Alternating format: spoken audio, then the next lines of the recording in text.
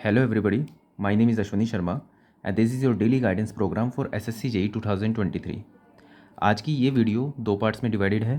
पहले पार्ट में आपका आज का लाइफ पर्पस आपको मिलेगा और दूसरे पार्ट में आपने जो भी क्वेरीज पिछली वीडियो के डिस्क्रिप्शन बॉक्स में कमेंट बॉक्स में मेंशन की थी उन सब के मैं आंसर देने की कोशिश करूँगा।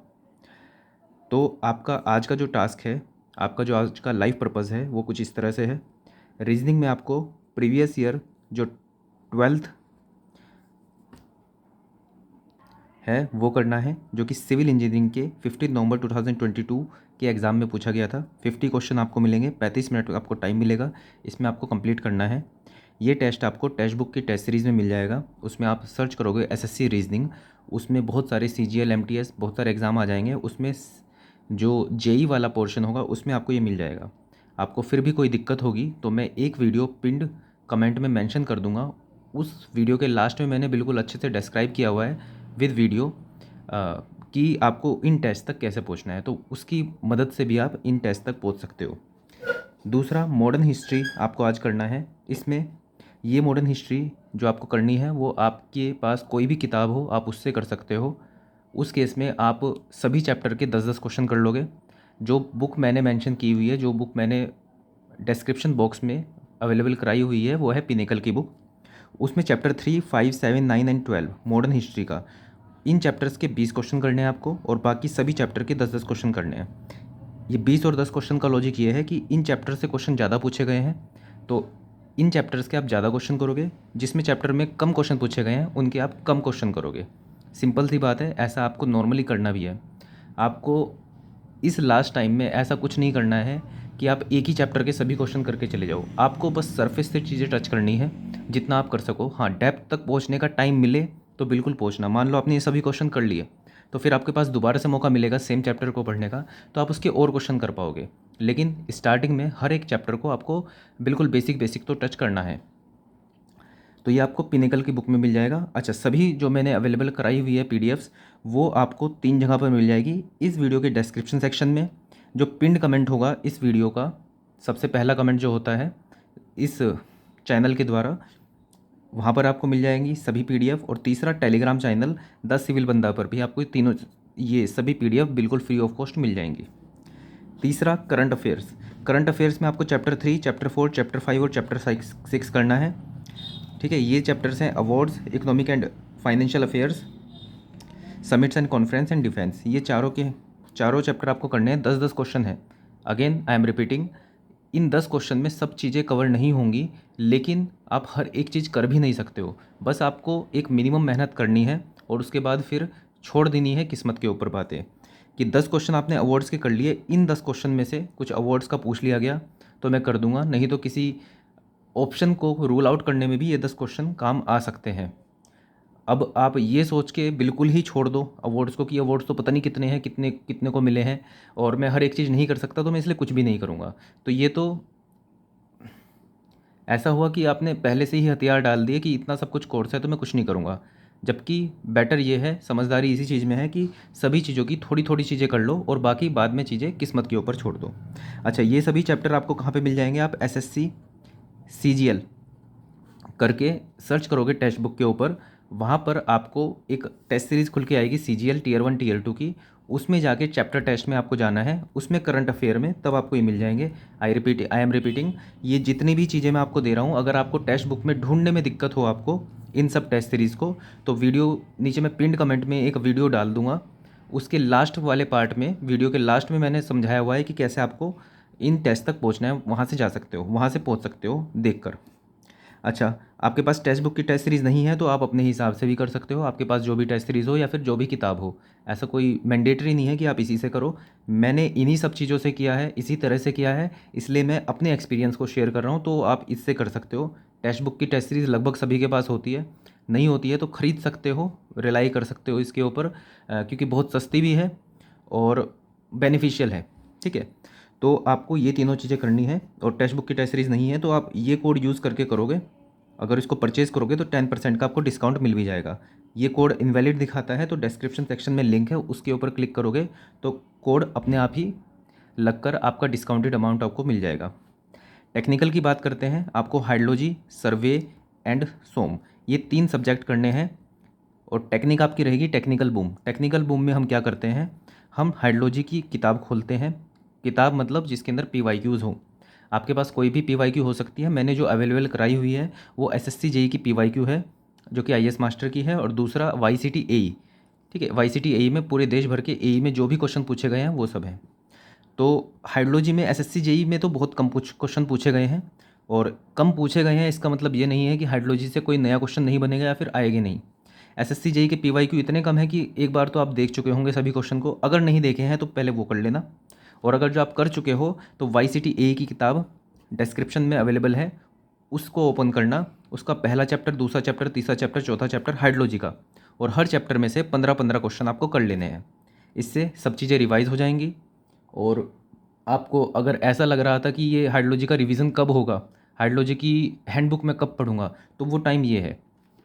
आप मान लो पहले क्वेश्चन पे पहुँचे, वहाँ पे आपको रेन गेज का कोई क्वेश्चन आया, आप उस क्वेश्चन को करने में असमर्थ थे, तो आपने क्या किया, उसका सॉल्यूशन देखा, कुछ चीज़ें समझ में आई। दूसरा, आपको महसूस हुआ कि यार रेन गेज के कुछ फॉर्मूले हैं जो कि मुझे अभी देख लेने चाहिए, तो आप तुरंत अपनी हैंडबुक खोलोगे या फिर अपने शॉर्ट नोट्स खोलोगे और वो चीज़ को रिवाइज़ कर लोगे।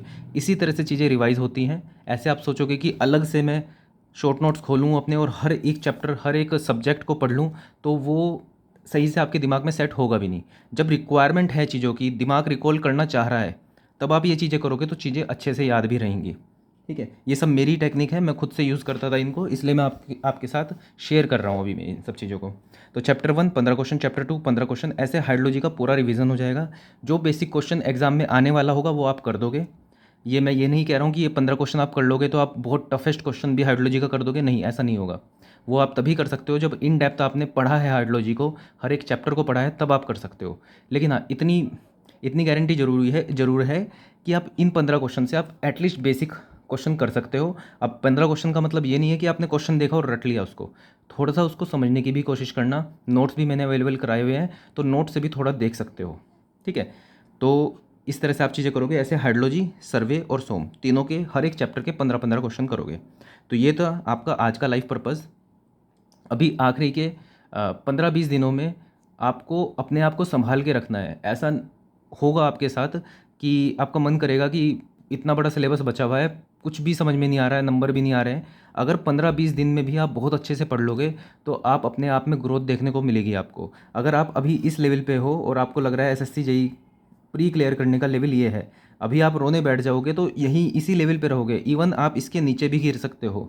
लेकिन क्या कर सकते हो आप इसमें, मेहनत ही तो कर सकते हो, मेहनत करके यहाँ पहुँच सकते हो।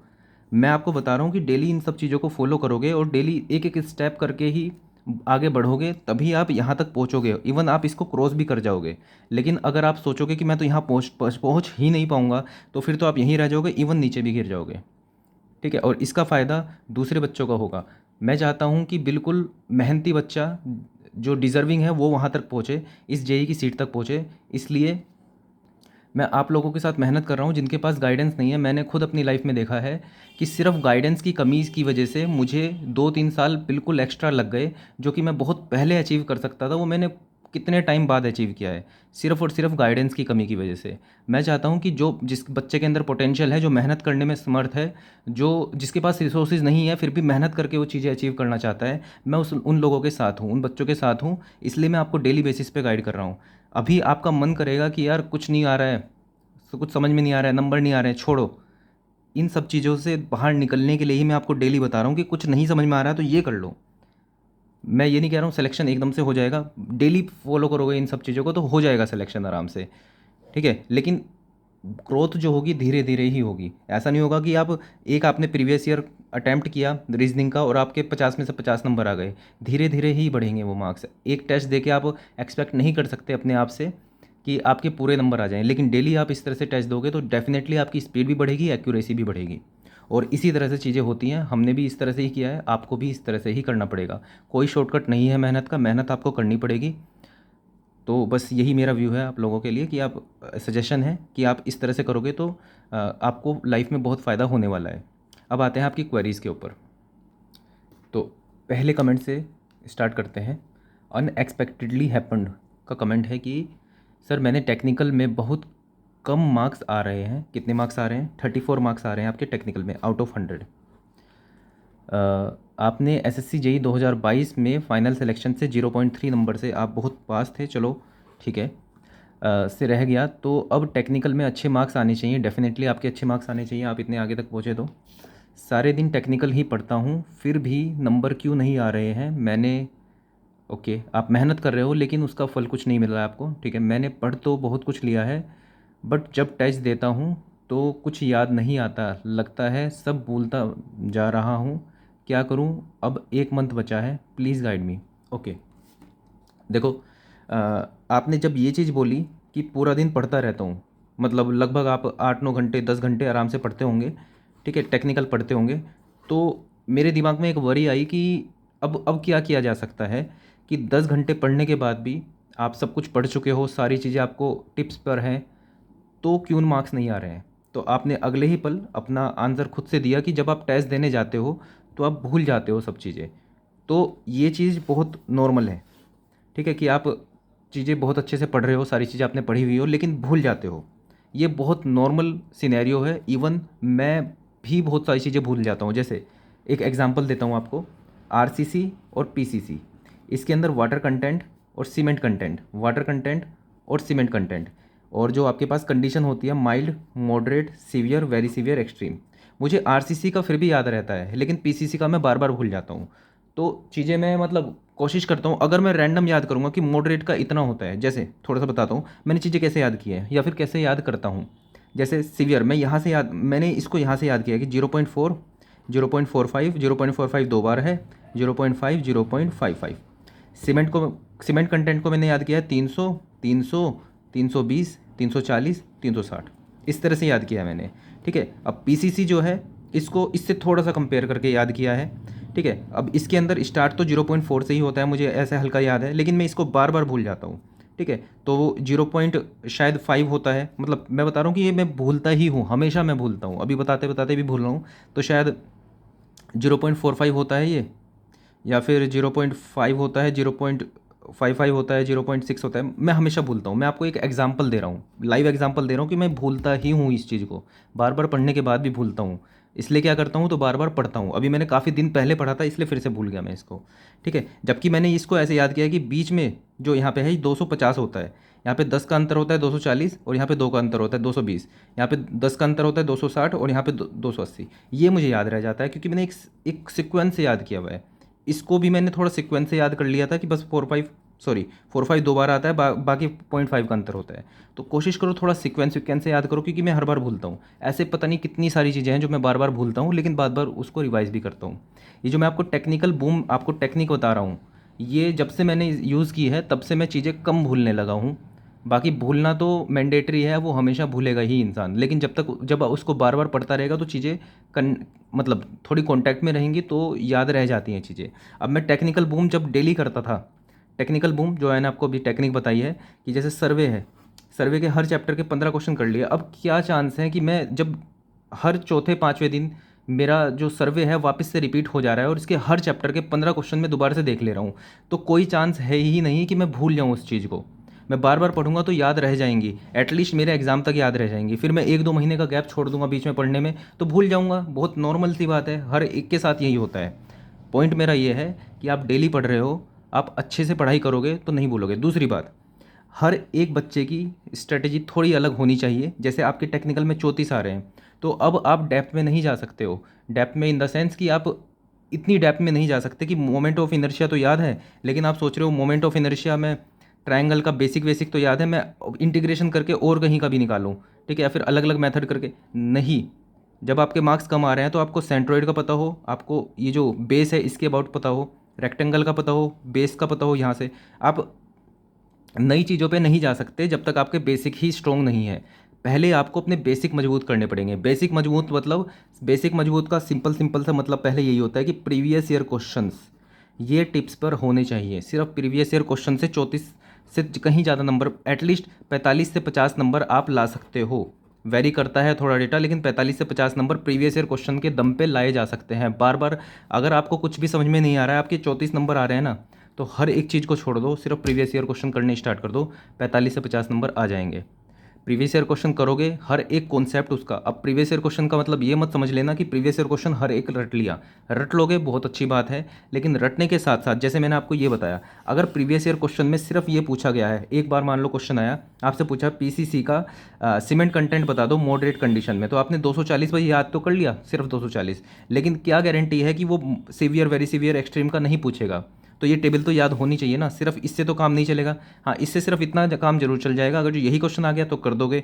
दूसरा, अगर सीवियर का पूछ लिया और 240 ऑप्शन में है, तो आपको इसका आइडिया हो जाएगा कि मॉडरेट का तो ये था, सीवियर का थोड़ा सा ज़्यादा होना चाहिए, तो आप उसके ऑप्शन से आप बता दोगे।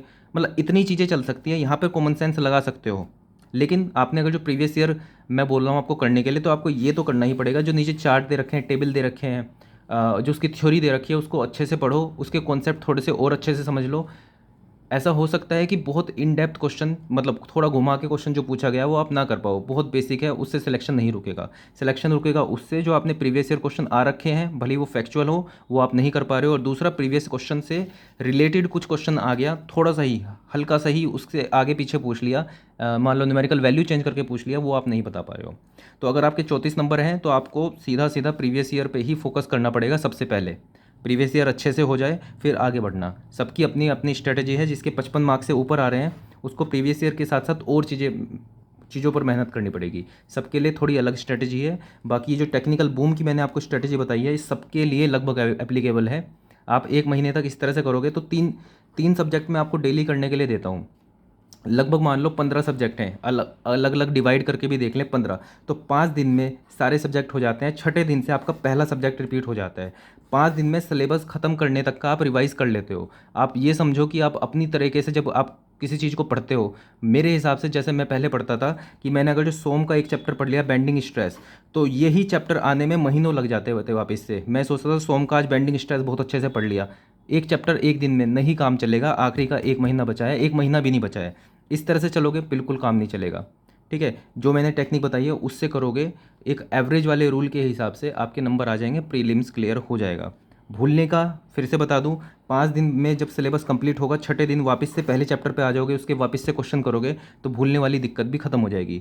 जो मैं आपको टेक्निक बता रहा हूँ बिल्कुल प्रैक्टिकल टेक्निक्स ही है, इस तरह से करोगे नहीं भूलोगे। और बाकी उसको प्रैक्टिस करने के लिए फिर मॉक टेस्ट देने के लिए आपको बोलता हूँ मैं, तो वो भी आप सीरियसली अगर फॉलो करोगे तो डेफिनेटली हर एक स्किल आपके अंदर डेवलप हो जाएगी। रिवीजन की भी स्किल, आपकी टेस्ट देने की, टाइम मैनेजमेंट करना, हर एक चीज़ आ जाएगी। सब चीज़ों को कवर करके ही मैंने ये पूरा करिकुलम बनाया है आप लोगों के लिए। तो फॉलो करो इसको 100%। और रही बात इस चीज़ की, गाइड कर दो अलग से, तो ये जो डेली वीडियोज़ हैं ये गाइडेंस के लिए ही है। ये मतलब मैं आपको जो बताता हूँ ये गाइड ही है, ऐसा नहीं है कि मैं अलग से मतलब आपको पर्सनली 1-to-1 आपसे बात करके आपको कुछ और बताऊंगा। इवन ये हो सकता है कि मैं आपसे पर्सनली जब बात करूं तो शायद थोड़ी चीज़ें कम बता दूं, जबकि यहाँ तो मैं बिल्कुल सोच समझ के हर एक चीज़ पहले से प्लान करके तब बताता हूँ। तो इन वीडियोज़ में तो आपको मैक्सिमम चीज़ें मिलेंगी। कॉल पे तो फिर भी शायद ऐसा हो कि मैं बताते बताते कुछ चीज़ भूल जाऊँ।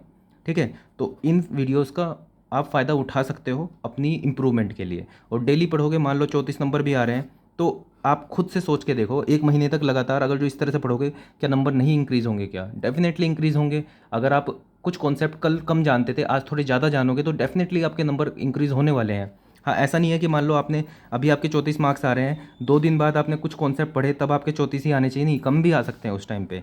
डिपेंड इस पर भी करेगा ना आपने कौन कौन से कॉन्सेप्ट पढ़े। अगर हर एक चैप्टर के, हर एक सब्जेक्ट के एक एक कॉन्सेप्ट आपने बढ़ा दिए, तो डेफिनेटली 34 से ज़्यादा नंबर आपके आ जाएंगे। सिंपल सा रूल है, फंडा है, इस तरह से आप बढ़ सकते हो आगे। नेक्स्ट क्वेश्चन पे चलते हैं। नेक्स्ट क्वेश्चन है कि धीरेन्द्र सिंह का, कि guide me for to select DDA और सीपीडब्ल्यूडी। सीपीडब्ल्यूडी के लिए तो गाइडेंस प्रोग्राम आपका चल ही रहा है।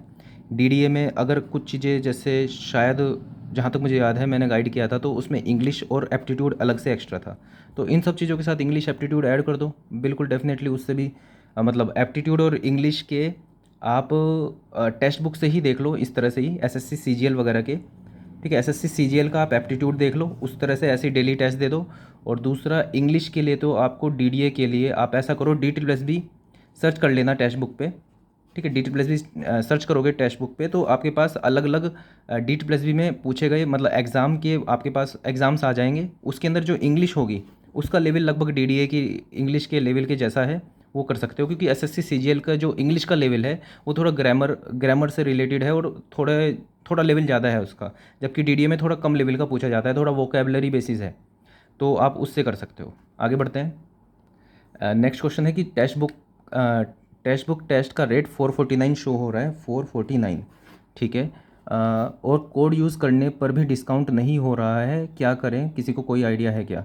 ठीक है, तो मुझे इसका थोड़ा सा आइडिया नहीं है कि एक तो ये है कि आपने कितने, शायद 1 साल से ज़्यादा का लिया होगा या फिर 1 साल का भी, पहली बात तो काफ़ी ठीक है, 450 रुपये।